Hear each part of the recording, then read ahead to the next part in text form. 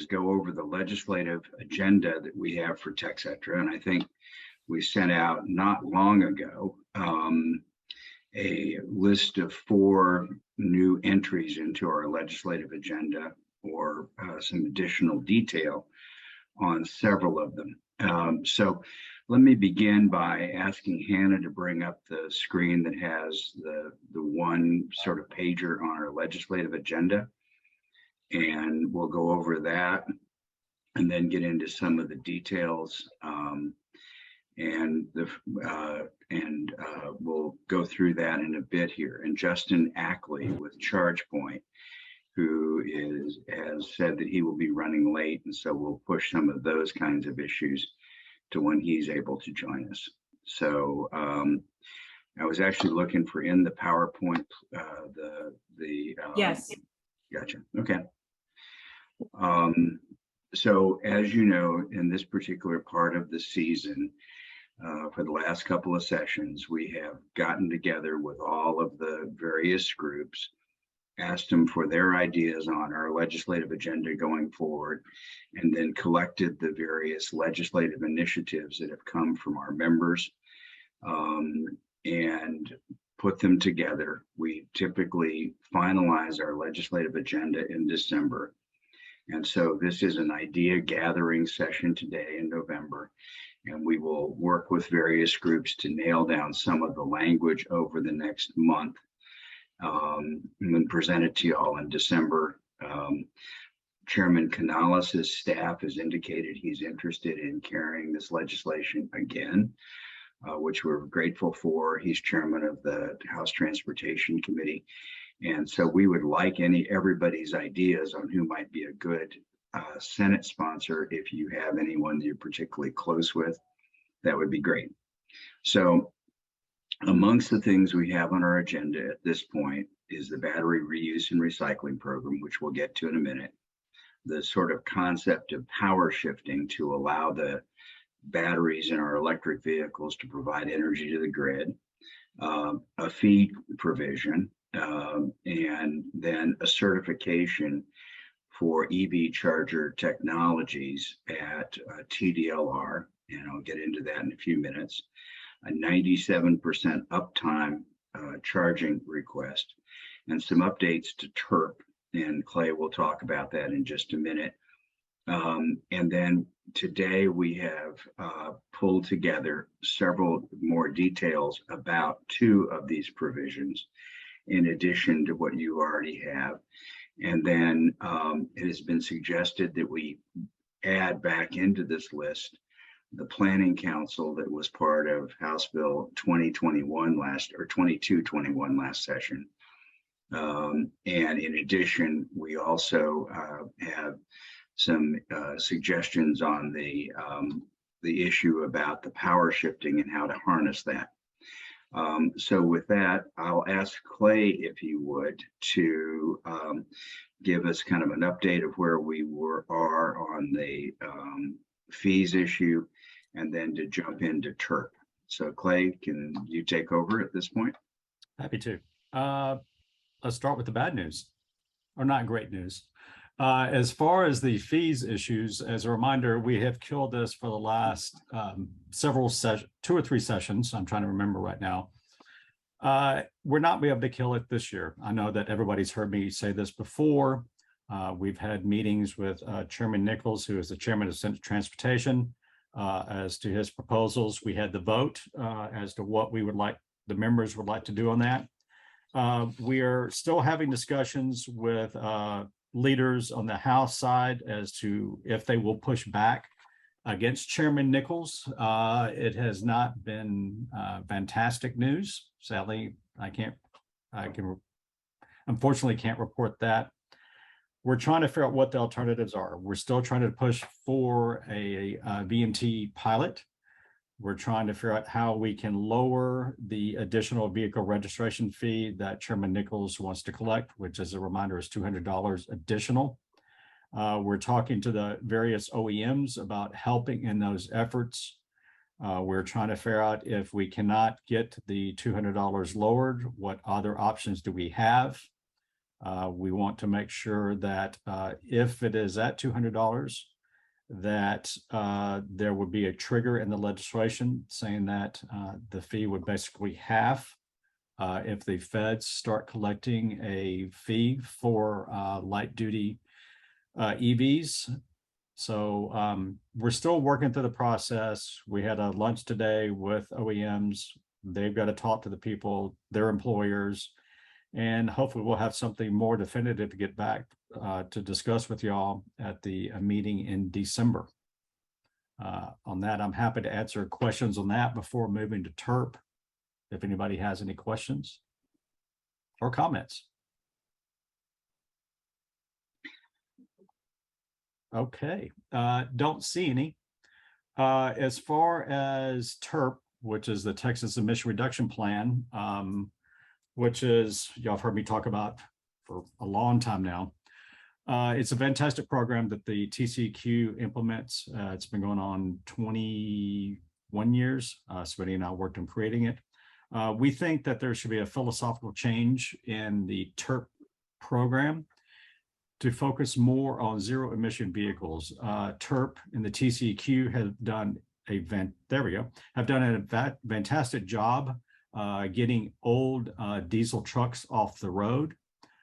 We think that there should be obviously a large component dedicated to that still in the future, but there also needs to be more money applied to zero emission vehicles, be they battery electric vehicles or hydrogen vehicles. And so what we were looking at, and these are just general concepts, we think that whenever you're looking at reducing ozone pollution, which is the standard that we have to reach in the major metropolitan areas, we think it would be important to focus more on the medium and heavy duty trucks, since they're heavier, they emit more NOx.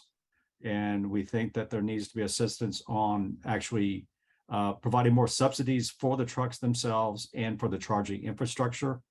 There is a potential issue that TERP cannot be utilized for the upgrades of the charging infrastructure on the utility side that might be needed to better put these into the fleets. Let's see, the second one is, last session, as a reminder, we worked on legislation trying to create a new program for light duty electric vehicle trucks, so that they would receive $4,000 versus the $2,500 that TCEQ hands out for light duty vehicles. We had envisioned putting this in a separate category, so there would not be a limitation of 2,000 of the units for the biennium. Let's see, the third one is, right now, if I remember right, the light duty incentives for EV and for natural gas is about 5 to 6%. There is an artificial cap of 2,000 units for EVs on a biennium basis. Texas operates on a tier budget, so that's why I use the term biennium. We think that it should just be the amount of monies that are allocated to that section. There should not be a cap. And lastly, we've talked about this before. Right now, whenever you buy an EV, you have to go through a rebate process that can be a little burdensome and trying to get the rebate out of the state. We think that the state should set up an incentive program that will be computerized, where at the point of sale, you would get an incentive from the TERP account. And we think that that actually could be a cost savings to the state once it's set up. As a reminder, it would be a little bit of a historic change because TERP has always been a rebate versus an incentive. So you'd have to have a little bit of change in the approach of the program. I'm happy to answer any questions.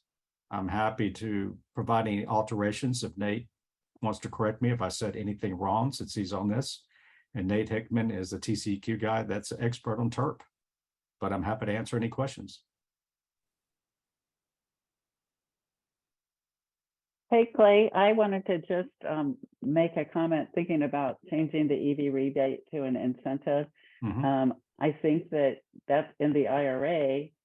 That's what the light duty and tax credits are going to be and they're going to be setting that up, right, as a at the dealer by 2024 once it gets started. So it seems like there's going to be some mechanism being developed that might make that easier for the state. I don't know. Exactly, and that's there. It's somewhat of a similar approach that we had in our legislation last session, where it would be a computerized approach. Smitty and I have had discussions with the Automobile Dealers Association. They did not say that they were opposed. They did not say they were for it. They just said, you know, please let the federal system kind of get going first before you do this, so that we don't have two conflicting systems. I think that there's probably some merit to that, because there will be the TCEQ, if they do implement this, they will have to make changes in their system. The automobile dealers also want to make sure that they're that the funds will be available whenever the states say they're available. If they're going to provide the incentive at the point of sale, they don't want to be on the hook in case there's a mistake, which is a fair request. But I think that you can do an allocation within a state system where you would instantly know if the money was available or not. So I think this would be a cost savings to the state, and we'll just have to see what we can do. But thank you, good question.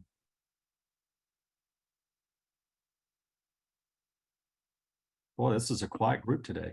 I've got one for you, Clay. On the perspective, and maybe this is for the larger group to consider, but have we discussed, or are we discussing a particular dollar number that we're going in to talk to the legislature about for the different categories? I mean, you know, we're obviously interested in medium and heavy duty truck incentives, but as I saw that was, you know, mentioned, but are there, as I say, specific numbers that we're going in for, something that's realistic, or, you know, pie in the sky if we had our way type of thing? Or are we still planning that? Last session, we did provide some suggestions on some tweaking for the accounts that did not pass, but also there were some oil and gas interests that were really trying to do some tweaking of the figures, and that did not happen either. And so it was kind of a stalemate where we somewhat benefited.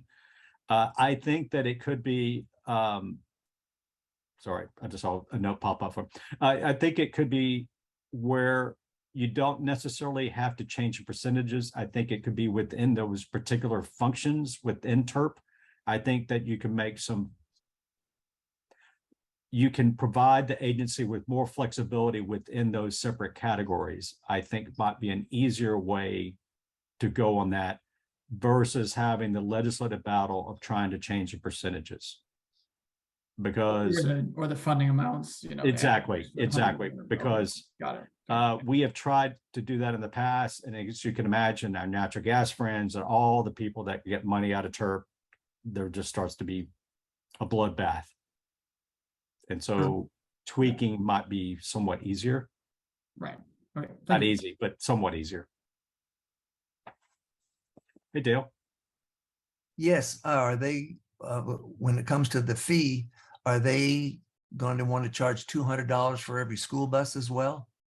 No, that would just be for light duty. And so they're talking about for the commercial, medium and heavy duty. Oddly enough, they're talking about doing a VMT program. They're saying that because those have the electronic logs, it would be easier to track. It would be easier to report, and they would know how many miles are actually driven in the state. When you're looking at the light duty side, because of privacy concerns, you know, a lot of people would not want to submit to a GPS tracking program. And so we would have to use the vehicle inspection numbers that you get every year, where the state knows how many miles you drive. And then you would have to plug it into a formula that we worked on that would pop out what the VMT is. It would, in our mind, it would be an either or. You'd pay either the additional flat fee, whatever that number is, or you would use the VMT program. And so while Chairman Nichols is interested in VMT, it's just not on the personal side. Yeah. Well, I just know a lot of our driving is out of state. So that's why I was just wondering. And that's something that he talked about. He is a big hunter. He goes to Colorado a lot. And he said, you know, how does the state know whenever I'm driving out of state or not driving out of state? And, we talked about, if you live in a border city, my parents go to Louisiana every week to go gamble. Are they gassing up on Texas side or gassing up on Louisiana side? I mean, it's not a perfect system now, but you're probably 90% accurate, and that this would be the same way with the V&T concept that we talked about. Thanks. But he's chairman, I'm not. That's so true. Clay, it's Michael Osborne. Mhm. And, I worked the constituent services for TxETRA, and this was the first year that we really received a lot of complaints from folks who didn't get their $2,500. And, the math in years past wasn't too bad, but this year we'll probably be at 50,000 vehicles sold, and we're talking about 2,000. So we're only taking care of 4% with the TERP program. And then next year, that number will drop to 3 to 2%. And it seems to me that, especially for us at TxETRA, it's going to be hard for us to speak about, everybody gets a rebate, because it's just going to be a very, very small fraction. So my question is, you talk about increasing it. What level are you talking about increasing it to? Where are we starting? The idea is that you take the percentage of the TERP pot. It's 5 to 6%, if I remember right, for light duty vehicles. You just remove the cap. And so whatever that amount of money is, that's the amount of rebates they would hand out. Remember, within that pot, you have the light duty EV, you have the light duty natural gas. I don't know if anybody has received a rebate for the light duty natural gas portion. If it is more than zero, it's on this hand. We think that creates a problem, but there was a political reason why those two were put together for votes, because we knew that we had the light duty natural gas people supported it, and we hitched a ride with them. Right. And so that's so what am I just doing simple fourth grade math? We're talking about 2,000 vehicles times 2,500. Is that $50 million? I would have to get on my phone. No, it's not that much. I mean, I think it total it was 67 million. Well, hang on one second. Well, two times 2,500 is 5. No, 6% of 100. So it's 5 million. I have 150 million times 6% is 9 million. So that's in the somewhere around 5. Yeah. So I had an extra 0 on there. So but 2,500 times 2,000 vehicles is going to be $5 million. So and that's going to be 4%. So and that's this year. Next year we'll probably be at 80,000 vehicles, maybe a little more than that. This is already kind of a de minimis thing, except for those lucky ones that get it. Is there any opportunity for us to be able to legitimately say in the future that Texas has a $2,500 rebate? I think that, well, you can say absolutely to have a rebate. Qualitatively, will you have an opportunity to get it? That will be the question. The bigger problem I see, though, in talking to Republicans, is that we have an embarrassment of riches with IRA, IIJA money. They see all of this being injected into the system, and that makes it harder for us to argue why it's needed for Texas for ozone reasons. In the past, we didn't have it as readily available, but there's a lot of money pumping through the system right now to incentivize. Well, and then if the chairman gets his wish, we're at about 160,000 vehicles right now. Let's say we'll be at 200,000, by next September or something. 200,000 times $200, that is $40 million. Is there any way that we can get any of those collected monies back into the rebate? Well, they're in different accounts. TERP comes through a bunch of different fees. Some of it is for the sale or lease of the Navistar. Some of it is for your vehicle registration. We have always tried to keep the accounts separate because there has been a historic fight between us that work on the ozone issues at TCEQ and our friends that are contractors that work with TxDOT. TxDOT says that we are stealing their money. We're not stealing their money. There was a historical glitch years ago where they needed a revenue stream and TERP was going away and they took the revenue stream.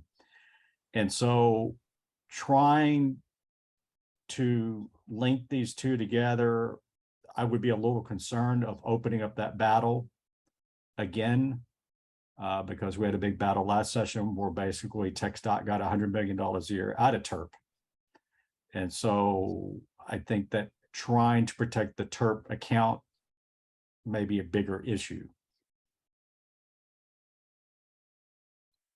I take that as a lobbyist way of saying no. Or politicians. It is an interesting intersection of the construction industry, the point source industry, the EV advocates, all working on one particular issue. And oddly enough, the point sources, the oil and gas industry point sources are on the same side as the EV advocates versus the construction industry. Yeah. Well, my point obviously is easy to see, and that is that as the industry continues to skyrocket in sales, and as we grow from, I mean, we didn't have a couple of thousand cars just 7 years ago, but it's growing so quickly. And like I say, our total population is pushing 160 now, and our annual this year is going to be close to 50. So if we're just rebating on 2 out of 50,000, then that's a de minimis. That's really a de minimis thing. And I'm not saying that we shouldn't pay attention to it, but I think it's wrong for us, and I'm talking about TxETRA now, and I think it's wrong for us to blithely say that you're going to get $7,500 from the feds and $2,500 from the state, because the likelihood of that is going to grow lower and lower and lower unless we come up with some sort of major a change in the program that links to some other source of money. And since, as our numbers grow, then the money coming in on the other side is a substantial amount of money. It just seems like we're getting cheated on one side and cheated on the other. And it seems I'd like to do better than that. But I would push back a little bit in that TERP has set up to reduce mobile source emissions, and to a certain degree to. But why would you limit mobile source emissions? Okay. The second point is to try to incent new technologies. That was the whole purpose of the light duty incentive or rebate. One could argue that worked on the EV side. If you have so many people buying EVs, why do you need a rebate? And could that money be used elsewhere on programs to help lower NOx emissions, such as medium, heavy duty, what have you? And so that is the metric that the legislature looks at as far as lowering NOx emissions so they can reach ozone attainment. We've been to some degree too successful, not necessarily us at TERP or here, but it's just the world's changed. EVs are well, and I'm proud of the way all of us here have managed to move Texas from somewhere down in the top 10 to somewhere in number 2 or number 3 in sales. Absolutely. Either behind California or behind California and Florida, depending on what numbers you're using. Right. So there we have had some success in the last 3 or 4 years, but 2,000 cars a year is getting ready to be de minimis. And the work that we put in on TERP, like you say, maybe maybe we should just accept the fact that this is all we're going to get. But we shouldn't misrepresent its value to our members and to the general public, because the TERP program is pretty much getting ready to be moot. Don't disagree.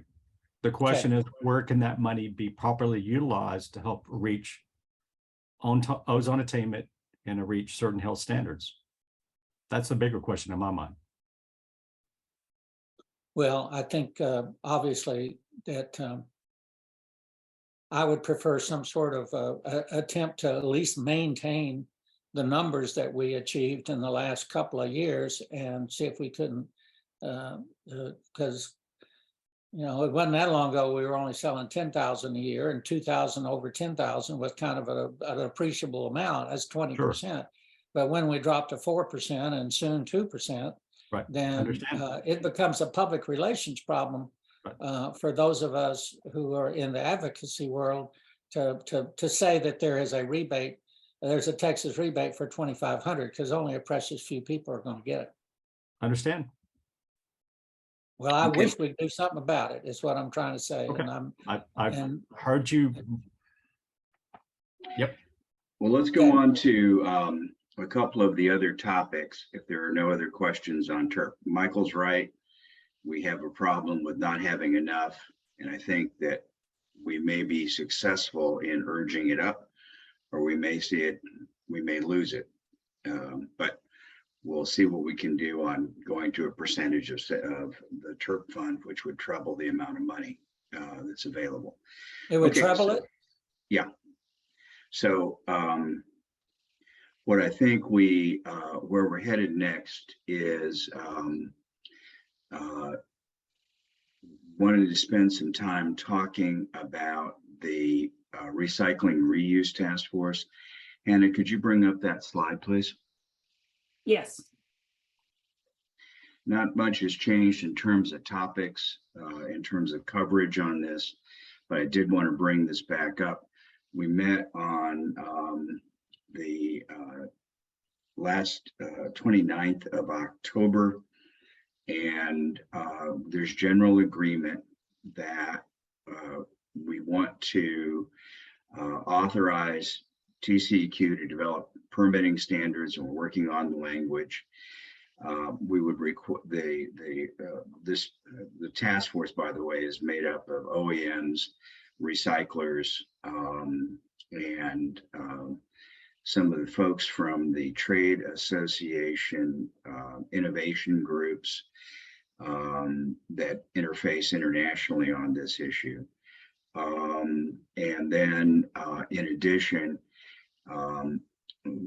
the folks who deal with this in across the world are fond of the emerging EU standards that seem to be being discussed in Asia and other markets, that basically require labeling that explains the content and the appropriate way to recycle it, so that and how to discharge it, so that a dismantler can quickly tell what kinds of content, so he can turn around or she can turn around and market it to a recycling company that is equipped to handle that type of battery and provide energy or provide them for recycling. Fire protection is a big issue. And there are two ways that this becomes important. One of which is that most of the batteries, when removed, are put in racks in a covered building. The industries, recycling industries, want to make sure that there is fire suppression equipment, so that should one of them ignite, that we don't have an entire shed full of batteries going off. And that would be something the state fire marshal, which is in the Department of Insurance, would be responsible for assuring. And then another issue that has recently arisen is the exposure of these batteries to floods as a result of hurricanes or other flooding events. And what people were suggesting is making sure that there was a provision in place to come up to allow Texas Department of Emergency Management, or TDEM, to authorize or to establish electric vehicle battery or electric vehicle recycling centers for those vehicles which have been flooded and are at risk of exploding due to corrosion, etc., and literally get them off the coast. And one of the things that was suggested, that we have not worked out the details because we haven't talked to Department of Insurance and others, is establishing a system where the insurance companies would be required to pay for the transport to such a facility.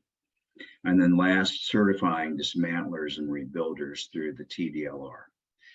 Currently, they license automotive recycling centers, and this would be just another line of text in their statute to say that the people who would discharge the battery would have to go to a training course or have taken an online training program that basically talks about how to discharge the battery safely.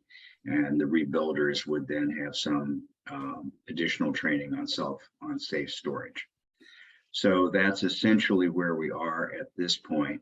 And we expect our next meeting will be December 2nd, I think it is. No, December 1st. It'll be just before this meeting. We hope to have formal language at that point. Are there any questions about this?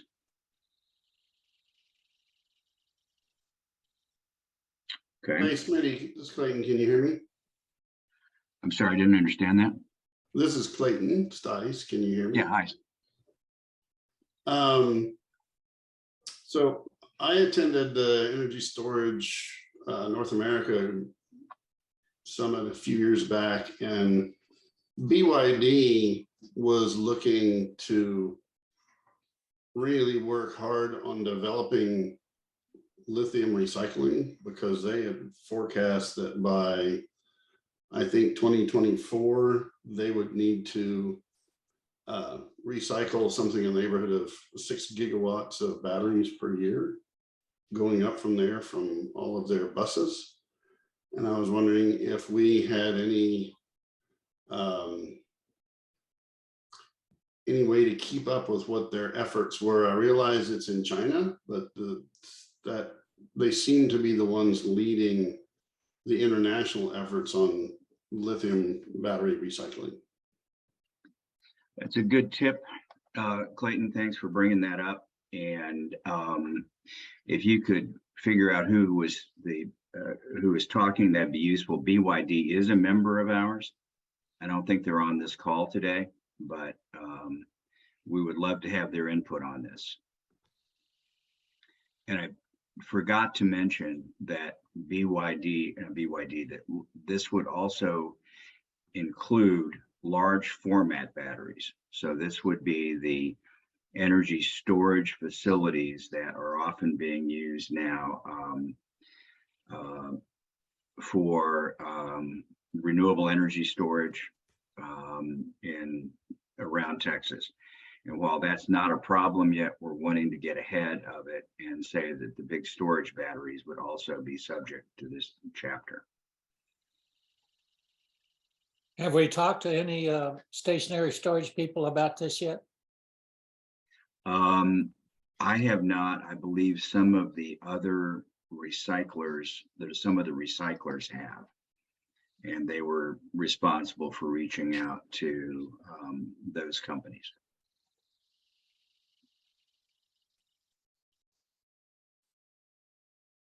So, any other questions on this? Where, let me just ask this, where is Tesla? I know we've got somebody on the call. Francesca? Yeah, Francesca. Francesca, where are you guys? Are you with us? And where are you on this battery recycling? Yeah, good question. I'm unfortunately not the right person because I don't cover that part of Tesla. So Karen would be the right person. I'm more focused obviously on the charging side. So unfortunately, I can't answer that. So you mean Karen Stakely? Yep. Yeah, okay. And Karen's been helping, Karen's been very involved in this task force, Michael. And she has helped draft the language. So I suspect that she's run it up and down chains, and I don't know how the approval system works there, but she had obviously prepared and was the initiator of some paper being pushed around. All right, well, because Tesla's probably as active as anybody with their storage well. Yes, yes, absolutely. Okay, so any other questions on the battery recycling and reuse task force? Smitty, I'd like to follow up with you on the reuse part of it. That'd be great. I'd sure appreciate that, Clayton. And so the next topic that has been raised that was on our list was had been the question of what the charging industry was seeking this session.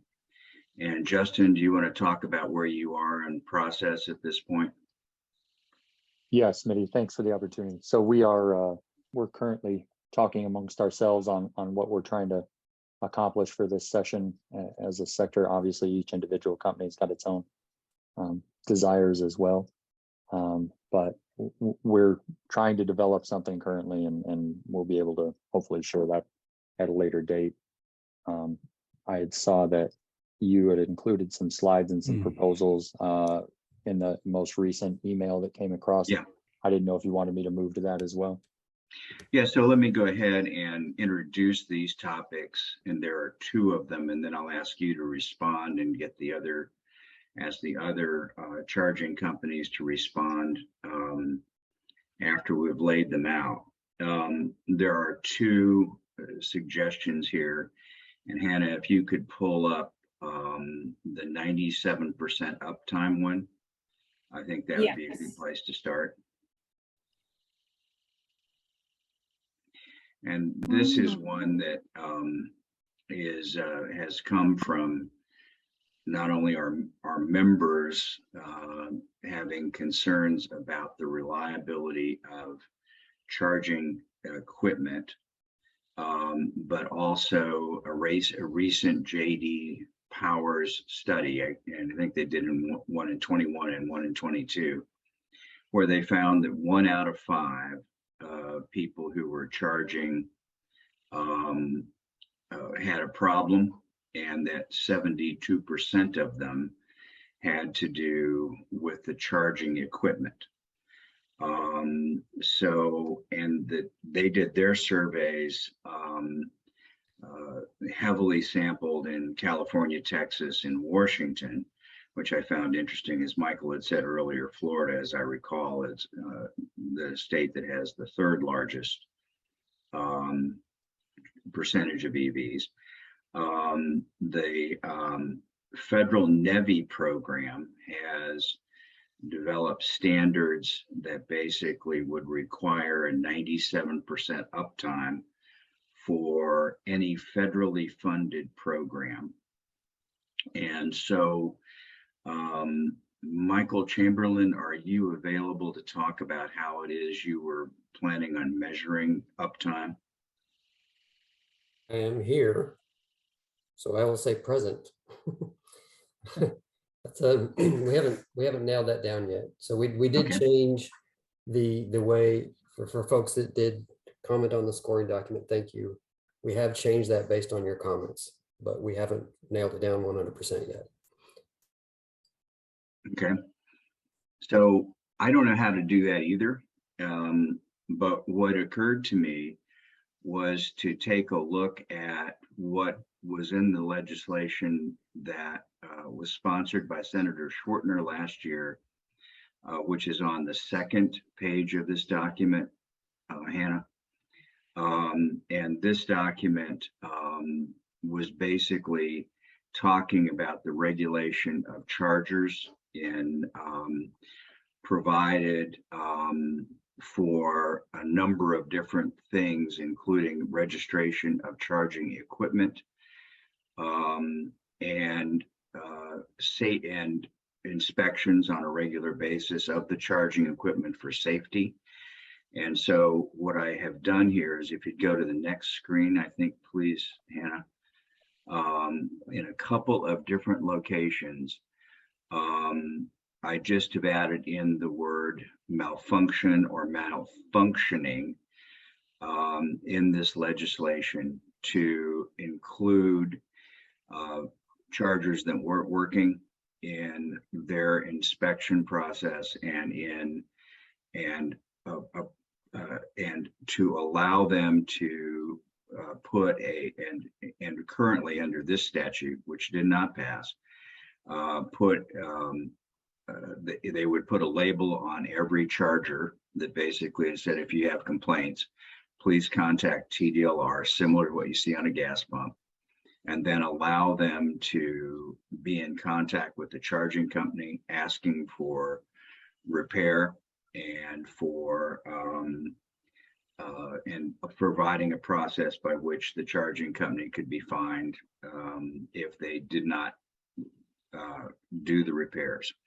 So that's essentially what's in here, and I would like both for the charging industry to kind of feedback what their thoughts are, but in addition say we welcome coming up with a better way to do that if there is a way to do this. But having gone through Ledge Council, this seemed to me to be a good draft to modify, and I want to do it as simply as possible and leave the majority of the questions to the rulemaking. But what thoughts do you all have on this? Yeah, Chris, Thing. Sorry. Okay. It's also, we've become aware that NEVI funds are also available as an incentive. So if you do meet the 97% uptime, there could be some bonuses associated with it, and we're exploring what that might be. So instead of just, having some type of penalty because you're not meeting it, we would actually incentivize the good behavior that we wanted. And people have said that's more likely to be successful, but we're still exploring that. Does that apply only to the charging funded by TxETRA through the NEVI program, or is that applicable to all chargers? The NEVI program. And someone asked, is it possible to get this document? It's hard to read, and I think you should have received it probably around noonish today.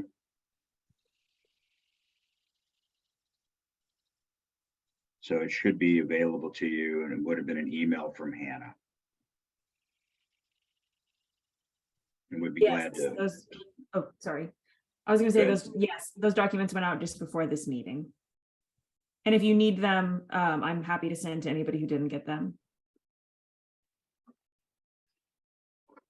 So Justin, did you have some thoughts on this, or are there others in the charging community that might have thoughts on this? Yeah, I'm happy to jump in. And I think Fran talked earlier, and I think Lindsay's on as well. Major issue that we would see is, one, stickers on charging stations. There's a long and sordid history about that. So we would probably shy away from incorporating that. For the 839 bill versus kind of what I think the uptime requirements trying to get to, I think at fundamental levels, the word malfunctioning is really what we're trying to get defined by the federal government. And looking to that definition requires, the calculations of what uptime means, how they calculate it, whether it's per station, per port, what redundancy built, like what gets built in by redundancy. So just the very basic idea of what a malfunctioning charger is as it equates to uptime is really what we're holding our breath for from the federal level. So to have it in state statute, I think would be difficult to deal with until we know what the feds are doing. And I think that may be universal amongst our sector. More importantly, to the 839 bill, what that bill is getting at is the metrology of the station as opposed to the uptime requirements that would be included from NEVI. So that it's kind of apples and oranges, but I would ask, I think Michael's on the phone from TxDOT. My question would be whether TxDOT interacts with TDLR in this capacity and whether that would add complications to their activities under NEVI. So kind of threefold there of definitional, long sorted history of stickers and how the agencies are interacting with each other and whether that actually, simplifies or complicates their lives is kind of the three things that come up for me. Lindsay or Fran, I don't know if you want to chime in or Michael, since I invoked your name, and apologies for doing so.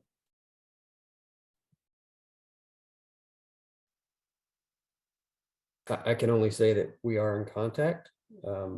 We're kind of waiting like everyone else to see what the federal side is going to say and how it may or may not mesh with what comes out of this session.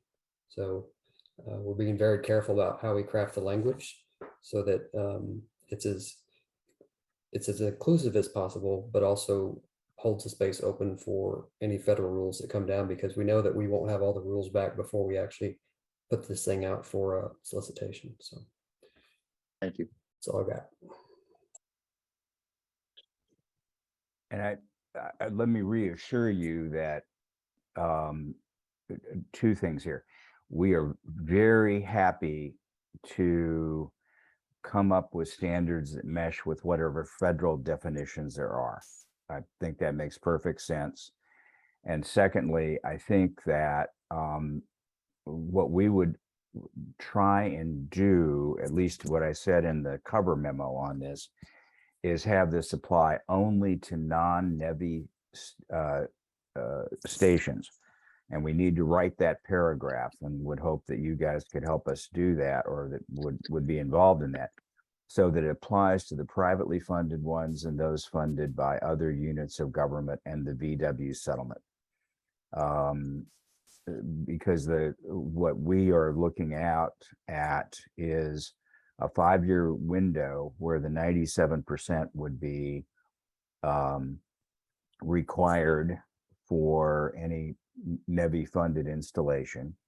And so we're looking beyond that. But at this point, we're probably very close to a tipping point where the privately funded chargers, those funded through the VW program, and those funded through city programs or county programs are likely to be larger than the NEVI funded program chargers about the time we get the NEVI all built out. So I don't know where those curves will cross. It doesn't matter, but we're looking at that other population and hoping to get a standard in place that is usable in terms of your thinking of your maintenance budgets and so forth.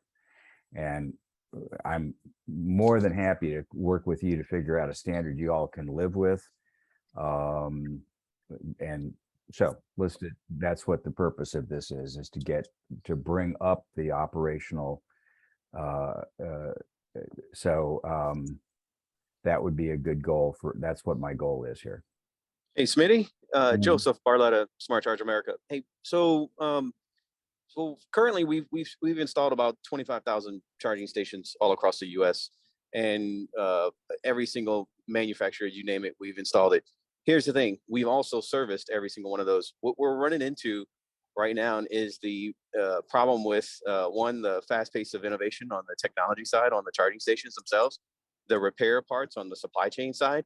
The manufacturers are trying to produce the charging stations so fast, and they can't keep up with the repair parts that are needed for the actual charging stations themselves. So even if there's a requirement for uptime at 97%, it's going to be really difficult to be able to achieve that if the supply parts on the repair side aren't there to be able to support the turnaround times that we can get our guys out there to put that station back into service.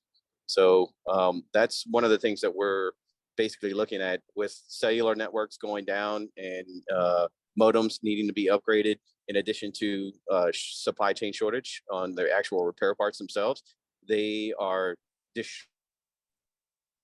up for these charging stations across the nation, in addition to the fragmented ownership model on charging stations themselves. So you don't have one single company owning all of these charging stations. There's a multitude of different business owners and associations that are running these. And so when you have that, it just adds to the pile on the reason why the 97% uptime is going to be extremely difficult to get to, unless you actually have a service contract that basically takes the onus of that 97% and does everything that they need to do as a service provider to be able to make sure that those stations are up and running by all means of whatever it takes. The problem is you can have all of this stuff in place, and that service company is still at the mercy of the OEM providing them service and repair parts, replacement parts. And I mean, we're seeing that across the board with the ABB stations for Electrify America. Is basically the charging.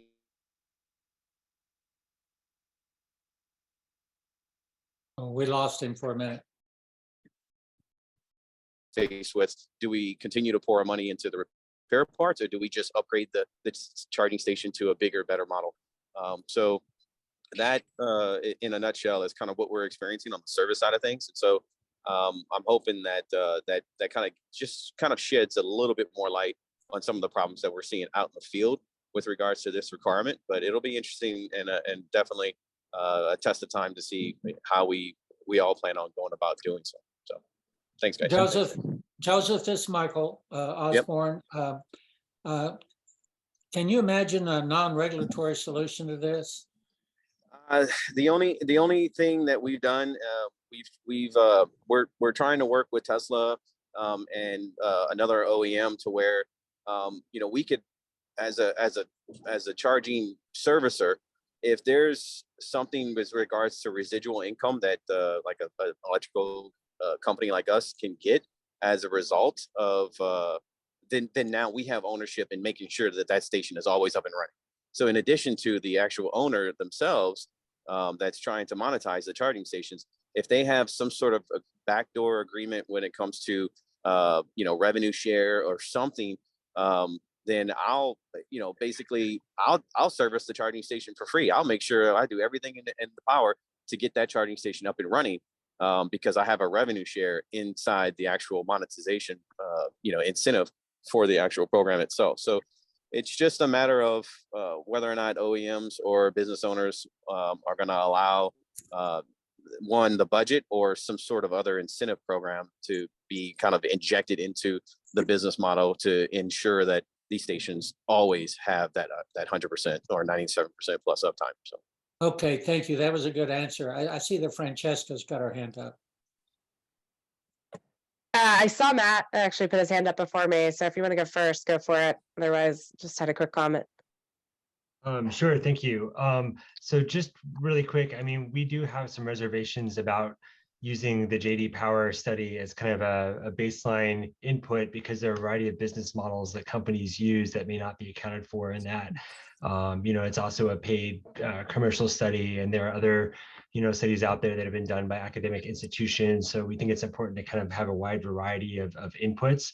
I think to Justin's point too, it is really critical to get more clarity from the federal level. I mean, the state of California is also looking at how they measure uptime, and again, it would be helpful to have a federal standard to kind of build a baseline around. And finally, I appreciate the opportunity to look at the documents which Hannah circulated.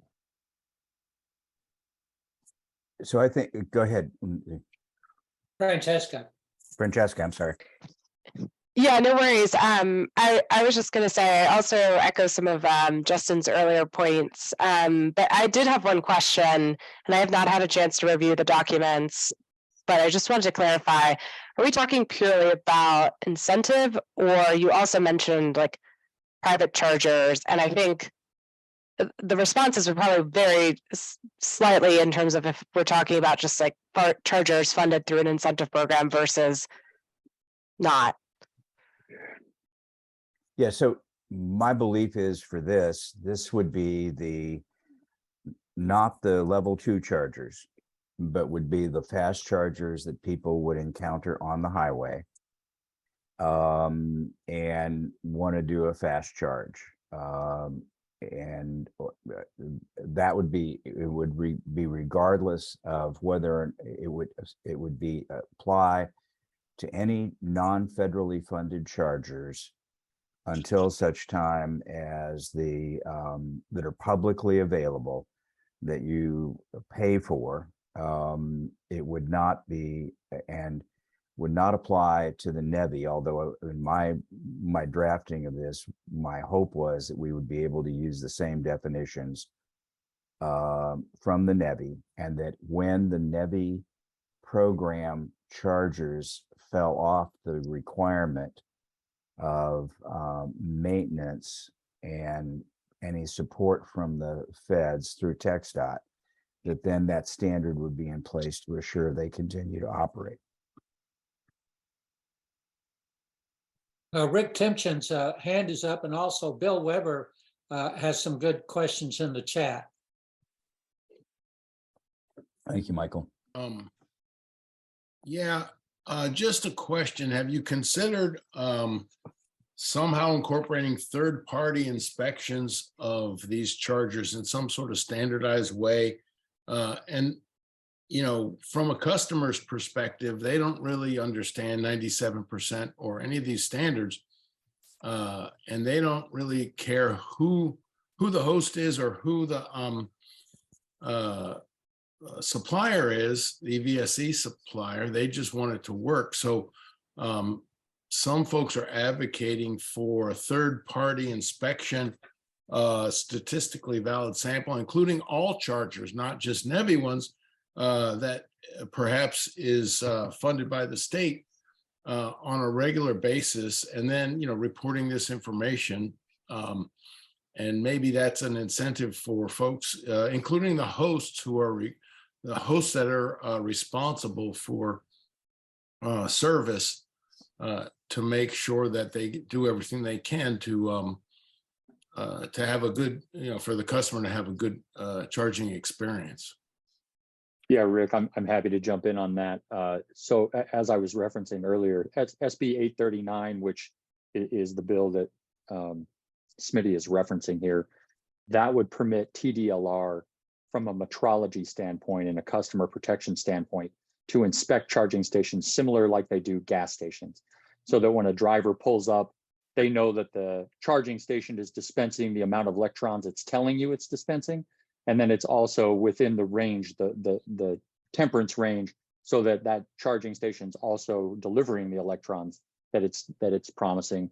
And then provide customer protections by way of complaint process or receipt or that sort of thing, so that TDLR can inspect those in the field to make sure that they're up to snuff for the EV driver. As it relates to uptime, I think what is from the charging sector's perspective, that's just kind of a different issue. What you're talking about there when you're talking about uptime is it available when I show up? And that's a different standard, because what you're doing is you're calculating a number of different things rather than just what's being dispensed as fuel. And I think that's an important distinction. And the bill as it written goes to the assurance that you're getting a kilowatt of electricity for every kilowatt you're charged for. And I agree with Justin that there will need to be some modification and to assure operationally that they're operational. And what I think makes some sense based on this conversation is that we either adopt the NEVI rule as if it comes out, so there's no inconsistency, or that we reference that section of federal law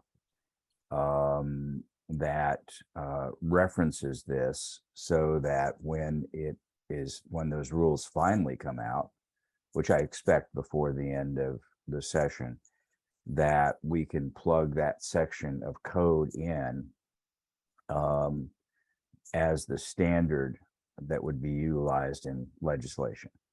And as I've said it before, and I'll say again, and I'll probably say several times, I want to work with y'all and figure this problem out. And as others have said in previous conversations, there are some big question marks about, does this apply to every port or every plug on the stock, or is it just that, where is that line? Because one of them might not work, but the other three might work. Or are there acts of God, like weather related downtime for electricity or the internet being down, that are issues that need to be taken into consideration? And yes, we will need to write, and I'm anxious to write that paragraph with you all to make sure that we have exemptions for those kinds of situations. But I think this is an issue that has been raised repeatedly, both by our members, but also in the literature, as one of the impediments that drivers or users are beginning to see. And so I think it's wise for us to have this conversation. We may decide it's premature and not put it in the end, but it was one of those issues that was raised often enough to where we thought we needed a response. Yeah, Bill Weber in the chat says, is it 97% of the 8760 hours in a year, or 97% of the time a consumer attempts to use the charger? And then Chris Bailey with GMR responded, said, good question. We need better definition of what 97% means. Do we have a good definition of the 90%? They want 97% based on the ownership of the entire fleet of chargers. And then to get back at your weights and measurements, we are a service agency under the CDFA, which is the California Weights and Measures Division. We have, as a service agency, have to set up service agents to go out and service these charging stations. And the way that the law is written in California is that they're basically forcing the OEMs, if you have a charging station and you want it serviced, you have to get a service agent and, under a service agency to go out and actually perform the station repair. And based on that repair, the service agency is given and handed down a certain amount of service stickers from the actual, enforcement agency. And those stickers are basically meant to be with the service agent inside the truck when they go and make the truck roll for the repair. And then once they make the repair, they slap the sticker on it to make sure that it's not, it's basically sealed. The problem with the weights and measures is that there literally does not exist a machine that can plug into a J1772 and mimic the charging station draw to be able to validate that the amount of electrons that's flowing through is exactly what's being measured for per price. There's no machine, and if it is, it's the size of a refrigerator, and it costs $600,000. So the practicality behind having a weights and measures system is not there. The only thing we can do is test a communication charge, where we simulate a charge and a handshake for the electric vehicle based on the actual port. But even at that, I can only do that for a Tesla unit in addition to a J1772. I actually cannot do that. There's no testing device for a CCS or a CHAdeMO connector. And so you have these laws that are going into place, and these things where people are basically, mandating that this stuff be put into place, but there's no actual devices out there that can actually do this. And then at that point, as a CDFA agency, I've been asking them for 3 years in California for stickers so that I can give to my agents, and we can actually put these stickers around and start enforcing. And there's no stickers. So there's no stickers, and there's no devices to actually measure the flow of electrons. And so at that point, I'm already out of pocket $3,500 and $500 for each one of my agents. And yeah, I'm stuck with, hey, I'm great as a company. I'm a service agency, and that's great, but it's not doing it. Like I don't want to say a money grab, but there's actually no real enforcement from the regulation side of things on that. So That's kind of the roadblock that we're running into as a service agent for this particular type of law. So I just hope that if it does come down to TDLR learns these lessons and some of the shortcomings from other enforcement agencies and puts better things in place to make sure that there is a system in place so we can enforce these standards. Yeah, Yeah. Joseph brings up a good point on the testing equipment. It's a Texas specific issue, Joseph. I'm sure you're aware.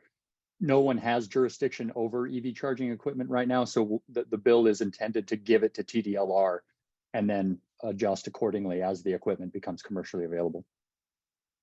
And I think that there may be some wisdom in either setting a long adoption date or putting in a provision that says as charging equipment becomes available.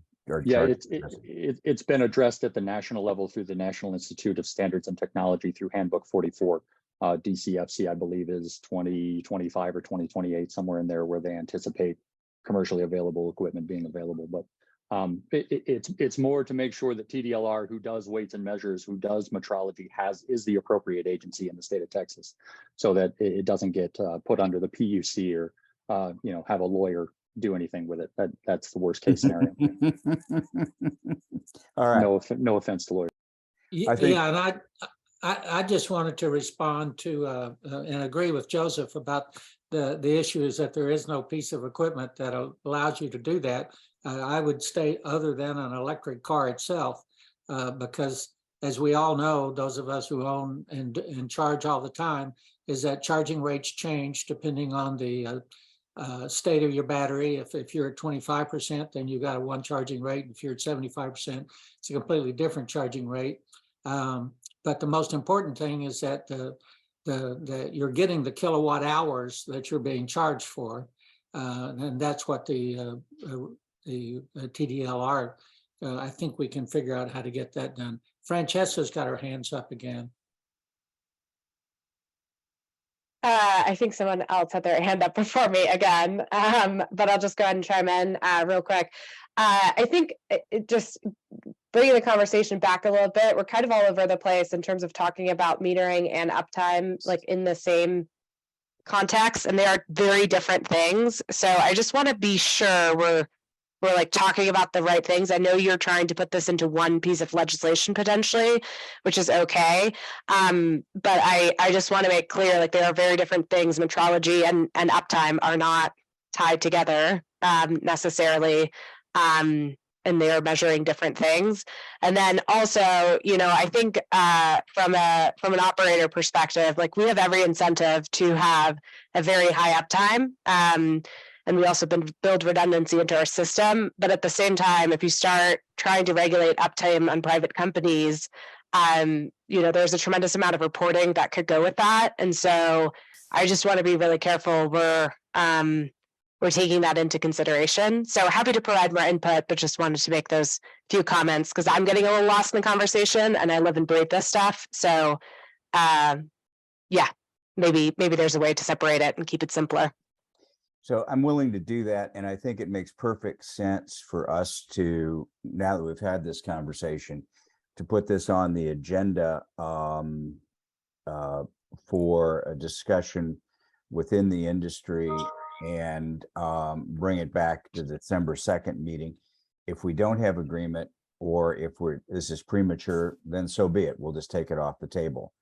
But I think, as Justin's pointed out, part of our goal is to clarify who's responsible for this. And part of my goal is to get ahead of things I can see becoming issues. If we can figure something out, give it to TDLR, allow them to figure it out by rule and put a long lead time on it. At least that's not a fight that we're likely to have in the legislature if we just give it to TDLR and say, figure it out over the next couple of years as standards evolve. On the other hand, I don't want to do something that's impossible. And if we don't have adequate measuring devices and we don't have a federal standard established, then it may well be premature. And so we can just acknowledge that and go on and say that in the legislature. So with that, I think what we should do is pause this particular discussion and take it up at a later time in December. And so please take a craft to drafting something better. So, yep. So the next. Bob Cruikshank had his hand up. He took it down, but he did add into the chat that the goal should be 97% of the 8760. And then he also said that there's a precedence in the internet telecom industry, which requires 5 nines. And there's a similar standard in the electric utility industry. So I think it's 3 nines in that industry, as I recall. So anyway, let's talk about the next one in that stack, please. Hannah, if you'd put up the one requiring certification of charging techs. Yes.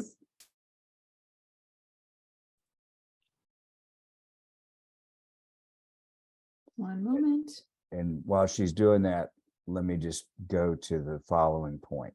The NEVI requirements and those of the state basically require that there be certified installers that meet a EVITP or other standard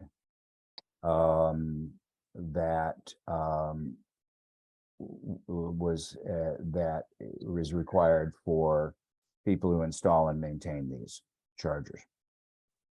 Basically, what this provision would do is toss it over to TDLR that already regulates electricians, and Keith Elkins, who is a member of the legislature, and I have had a talk. He is an electrician who installs for Tesla, and he served for 15 years as the standards and certification chair for electricians at TDLR. And he said we could easily just reference the same language that's in the federal statute and put it into state law. But the question is, what do we want to say in that? So that's the question we have in front of us.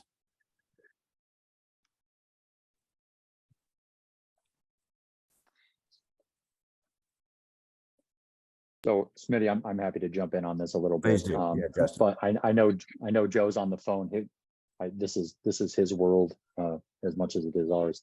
So despite the National Electrical Contractors Association annual symposium being held here in Austin a couple of weeks ago, EVITP is primarily associated with NECA, and I'm not sure how that's going to be adopted here in Texas. My question to this idea is, TDLR, they certify the programs, but they don't create the programs. Is this something more suited for, like a workforce development issue or something along those lines? I'm thinking in terms of like EV workforce or community college issuance or something like that.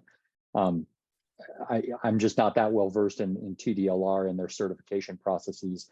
Electricians take a form of education, whether it be at a community college or a trade school or an apprentice program, and then TDLR certifies that they've done that, but TDLR doesn't provide the education. Is that correct?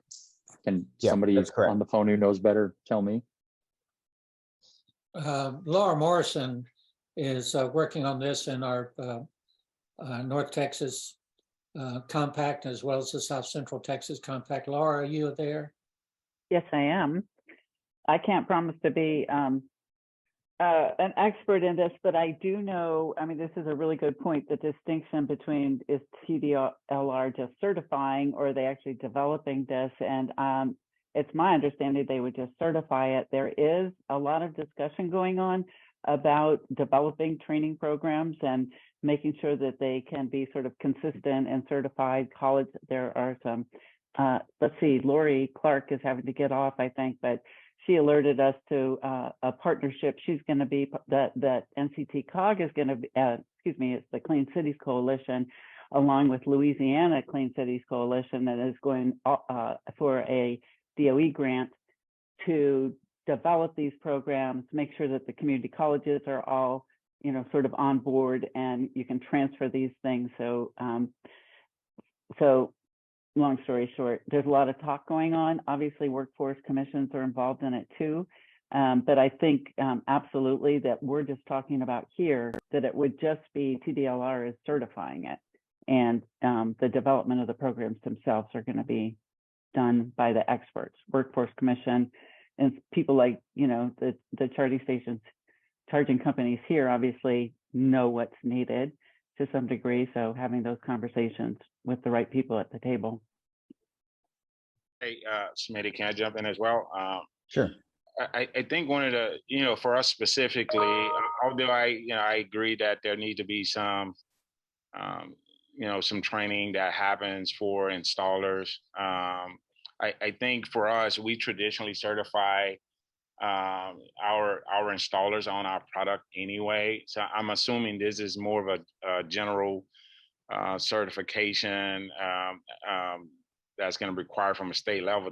The challenge is everybody has different equipment and different product, right? And so, you would have to literally, if you're leaving this into the hands of, I guess, one certification body, specifically, how are you going to ensure that all of the different equipment types are handled accordingly? Because, there's no one size fits all in this space.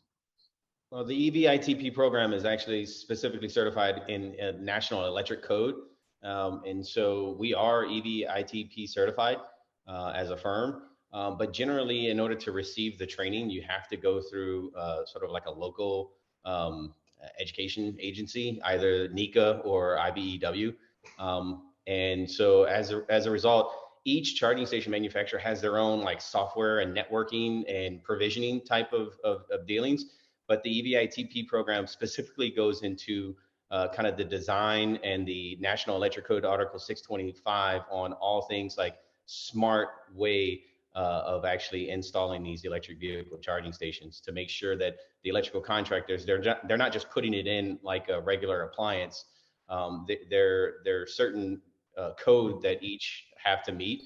And so you're looking at on like the back end of the building out of this infrastructure, it all kind of being done in the same, I guess you can say, context or within the same guidelines.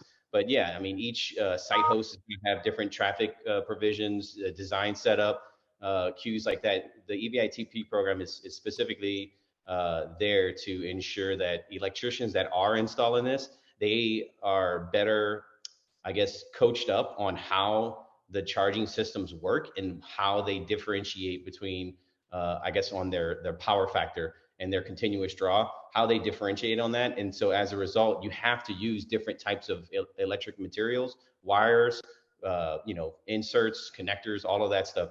You just have to use kind of an upgraded tier of materials to be able to support the longevity of that infrastructure into the ground. And so that's what the EVITP program is set out to do, is not only one, stress the National Electric Code for building that infrastructure out, but also to ensure that the electricians or the electrical contractors that do get their hands on this stuff, they're using the correct proper materials, torquing measurements, all of that stuff to make sure that the stations themselves are basically there's nothing that goes wrong. And I'll tell you right now that 1 to 2% of the time, it's actually electrical grounding issue related on why the charging station goes down. 98 to plus, it's either the charging network or it's either something software or a sailor that's not allowing the charging station, or something internal that failed. It's very low percentage of the inoperability of these charging stations out in public when something does go wrong, that it's the actual the electrical component of it. It's generally a repair part, an actual manufacturing part. Some part went wrong, or cellular connection modem element went wrong, or software, something went wrong on the software side of things. So I hope that better kind of clarifies what EVIT program and the training consists of. CalVIP is basically kind of California's internal training on all things EVITP program. So you cannot be a part of CalVIP unless you have the EVITP program. certification. And so I don't know if this type of regulation, if they're wanting TDLR to set up like their own TxVIP program, or I'm telling you right now, in EVITP, if Texas just absorbs that training, that's more than enough. And I think we can all work a little bit smarter and a lot less hard if we just adopt the EVITP training to this. But if TDLR is going to regulate it, all they're going to do is just verify that the electrical contracting firm that's doing the actual installation has someone in the organization that is EVITP certified. So hope that helps. It helps a great deal, Joseph. Thank you. So the intent of this is basically to say to TDLR, certify that there is somebody who is going to be supervising the installation, or actually on site, I think is the way that requirement is, that has a certification, and not to reinvent the wheel, and to utilize whatever certification standards have been adopted by federal rule and the existing code bodies. So that's the intent here, and it's just a matter of getting the language right to make sure that's reflected. Hey, Smitty, one last question. Yeah. And maybe this is to Joseph. If we're going to, push technically the electricians, the certified electricians, to be a part of this program, who's going to absorb the cost for them to be certified? The electrical contractor has to absorb the cost. That's the certification is it's hefty. It's a very long course that you have to pay your guys to sit down in and receive that certification. But ultimately, the certification would pass down from the electrical contractor to, I guess, the site host or whoever's responsible for putting that infrastructure in the ground. You may receive like a slight certification fee on your installation bid to help support and absorb some of the actual training costs. But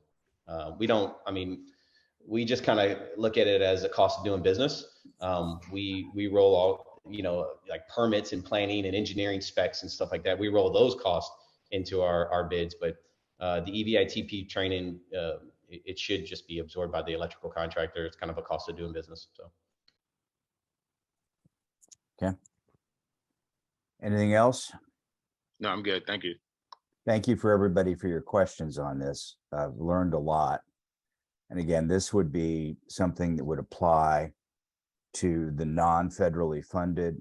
That's already required by the as part of the NEVI program, that they use only those certified electrical installers. So anyway, next one that we had up was the question about whether we wanted to require planning body, and that was also sent out.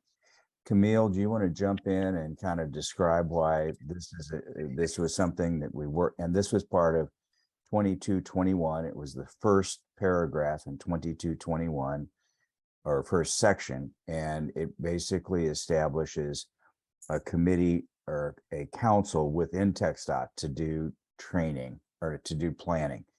And so Camille, you want to pick up on this? All right, thank you. Hello, everyone. Great to see you. Great to be part of this conversation. This is a bill that exists and did the work last year. And the reason that you guys put this together and some other states are considering doing things like this or have already done it is because there's a lot of silos still within EV planning. A lot of changes have been happening this year. We've got a big infusion of federal money, which is very exciting. But I have to say that still having a statewide planning effort can make sure that we don't have the inevitable gaps that can come up. The federal funding from EJA is for alternative fuel corridors in some communities. We have different efforts by utilities to do some utility funded programming as well. We obviously have are starting to have a more robust third-party charging network, and we're hearing about a lot of that here today as well. But absent a council that looks across the whole state, there's going to inevitably be gaps in areas that are low income, have multi-unit dwellings, a lot of the rural resources, rural areas that are not on the alternative fuel corridor areas. And so my thinking, our thinking, the thinking of states that have looked at this is that having a council to look at this holistically is useful to be able to highlight those gaps, make sure that there's a plan to fill it, to be able to articulate it, and to be able to ensure that you really have the border-to-border charging network that you want and are able to plan for it. Second of all, as we start to think about charging for medium and heavy duty vehicles, there's also important coordination that a council like this can address by looking at what is the overlay of your electric system with where we need the charging. And some of those charging areas with planning can maybe be sited in areas that have existing infrastructure or less needs to upgrade that infrastructure so rapidly. Some of the low-hanging fruit areas that we can address now. So a plug for using the existing legislation that was drafted last year on the Planning Council that can obviously be tweaked, dusted off, and updated for what is going on today, and can take advantage of some of the things that TxDOT has already done, as required under the federal requirements, but to coordinate that more fully across the state. Thank you. Are there questions on this? There probably are some dates that need to be updated. I tried to redo all the dates as I went through it, but I suspect that didn't happen. But basically the idea would be to give TxDOT the authority to do this, and they would have specific requirements every 2 years to develop a plan, and there would be periodic input sessions, and TxDOT's done a remarkably good job of managing input in their NEVI program development. But this would just extend it further into and make it a continuous biannual review and plan process. So that's what the intent here is, to assure that we're looking ahead and that we're not overloading the grid and we're coming up with a comprehensive charging network. Any questions on this?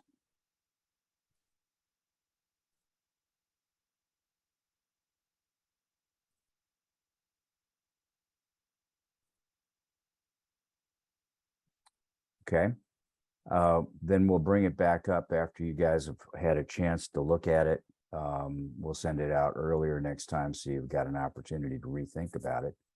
And we'll put it as part of our legislative agenda for next session after review on December 2nd. And then the last topic we had was one of looking at utilizing electric vehicles as demand energy resources or distributed energy resources.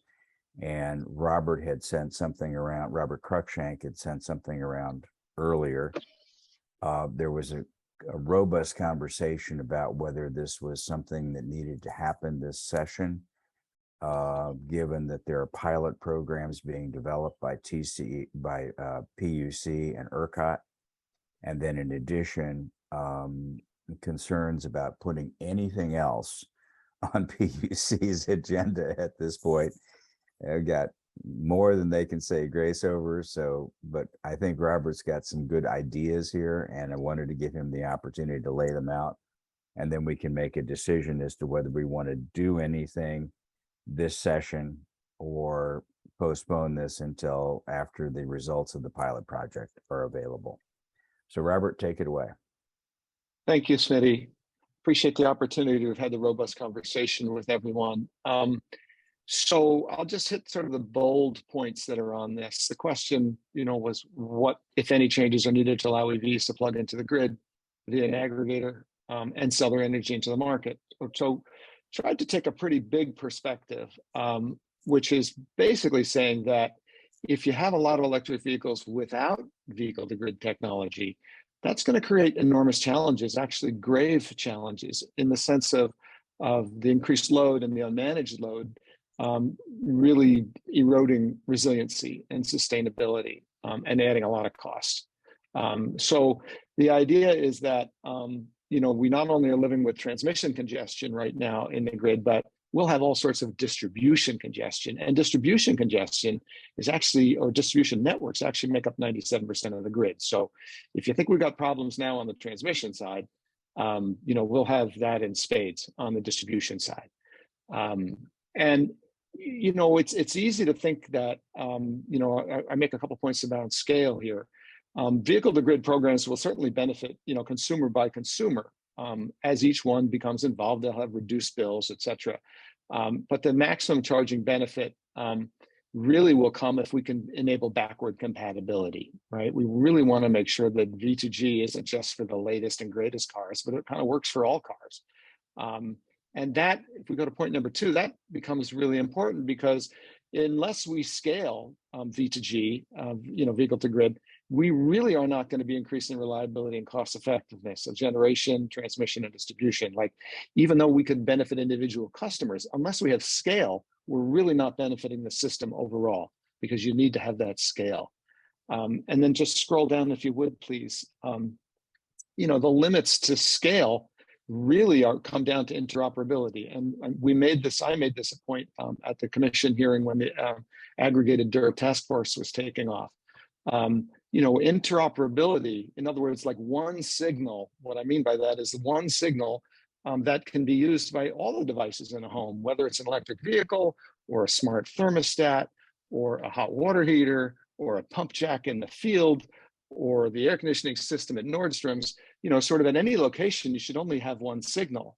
But the path we're going down now through the aggregated DER task force, not through fault of anybody, but we've got vendors that are, Toyota's going to do it their way, and Tesla's going to do it their way, and Ford's going to do it their way. And they certainly are proprietary systems that will scale to some extent, but they're really not going to get us the kind of coverage we need to make a difference, right? We need scale to make a difference in terms of being able to make the grid more resilient during these tremendous heat waves and cold waves.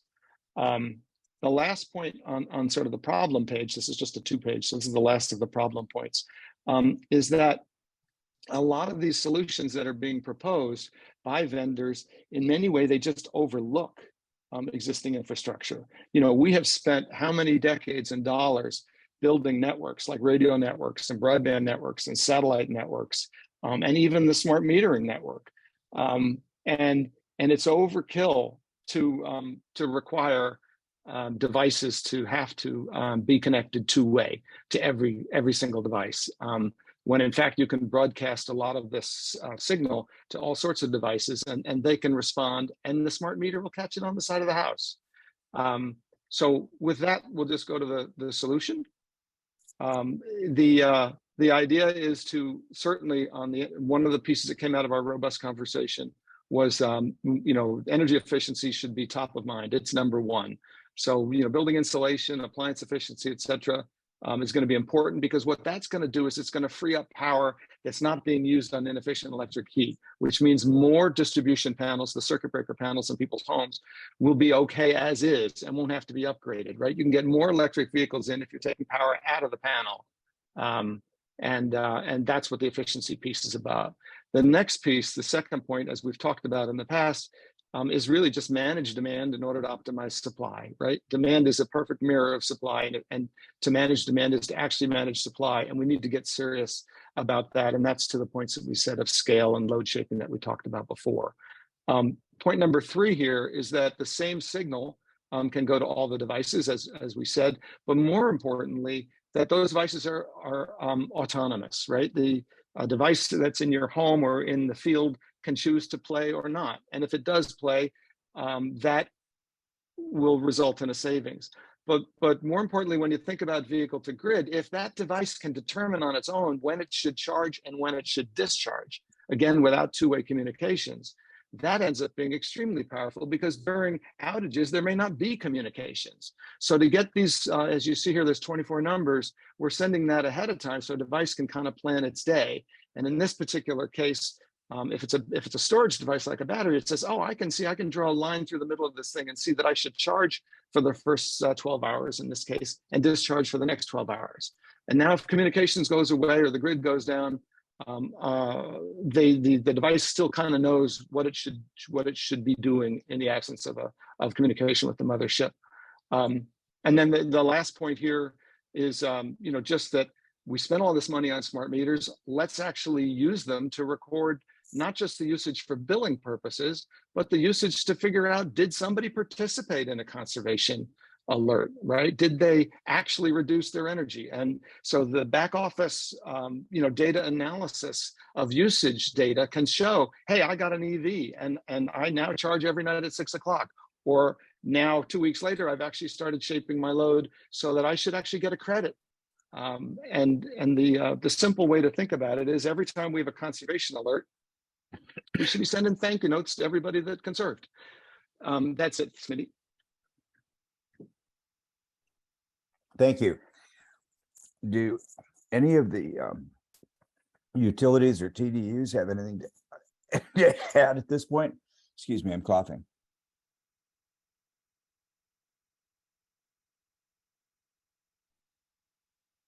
Any other comments from anybody except the utilities or TDUs?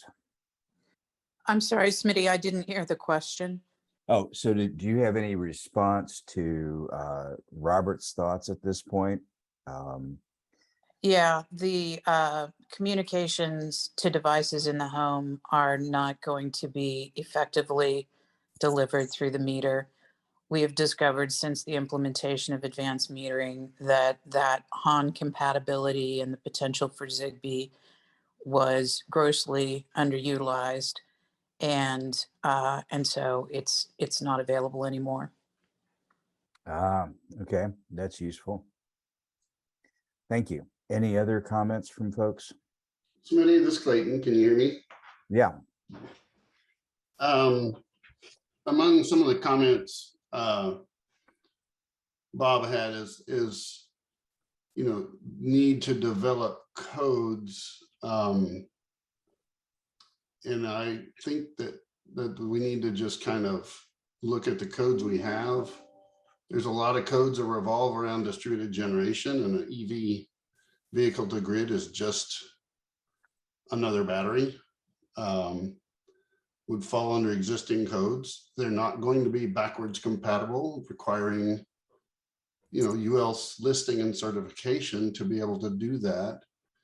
Also, there's also not a lot of equipment available. If you go to, for example, the ABB charging website, their vehicle to grid solution is launching soon. There's not one available currently. So it's equipment availability, it's a certification, and then you get into the same thing that any other distributed generation has, like solar batteries, is it's up to the DSP to study and allow the interconnection, because that's in their purview. But and Clayton, that's a valuable point. It is at least Encore's expectation, and I believe other utilities as well, that before an individual participates or a fleet location participates in grid services, that it would execute an interconnection agreement, which need not be particularly complicated, but it allows the interconnecting utility to have that awareness and to validate the safety measures to, for the rest of the grid. Okay. I just wanted to add that either this week or last week, Wallbox, which is one of our members up in Fort Worth, they just opened up their plant up there, and they do make some claims that allow for bidirectional charging. Just wanted to point that out. and Smitty, this is Andrew Lund, at least from the commercial side, that's something that we're looking at, the V2G, V2X capabilities.